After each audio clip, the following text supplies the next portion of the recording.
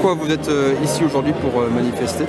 Je crois que la déclaration a été assez claire. Le pouvoir d'achat, la nécessité vraiment de lutter contre l'inflation pour que les gens puissent continuer à vivre correctement, parce que là ça devient très très compliqué pour beaucoup de gens.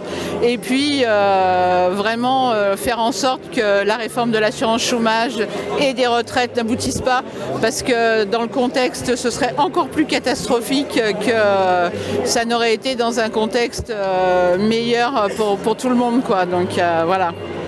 On comptait comme ça rapidement environ 300 personnes. Alors je pense que vous êtes très en dessous, parce que même au dire de la police, nous sommes 600. Donc voilà. Donc pour vous, est-ce que c'est une bonne mobilisation aujourd'hui ? Alors comme d'habitude, on espérerait toujours être beaucoup plus nombreux, qu'il y ait beaucoup plus de gens qui prennent conscience du fait de la nécessité de lutter pour obtenir des droits.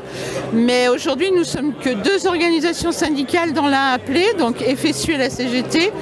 Et je pense que pour un appel où il y a seulement 2 organisations syndicales, notre cortège est très respectable, on va dire. Pour vous, c'est la première manche ?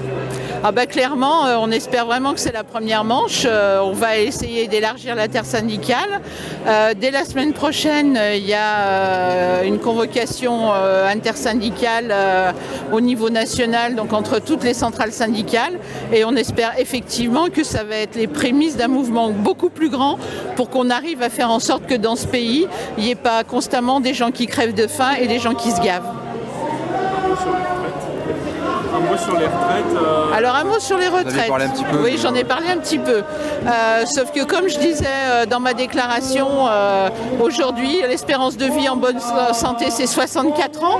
Donc ça veut dire que repousser l'âge de la retraite à 64 ans, c'est n'avoir pratiquement pas de bonnes années de retraite. Et puis on est quand même dans une société où on pourrait espérer qu'on acquiert constamment de nouveaux droits pour que les gens vivent mieux, plus longtemps, de manière plus digne. Et en fin de compte, plus ça va, moins la société est humaniste et plus on a des gouvernements qui cherchent à exploiter les plus faibles. Et typiquement, la réforme des retraites, c'est ça. Puisqu'on sait qu'en fin de compte, c'est un problème politique. Ce n'est pas un problème financier, la réforme des retraites.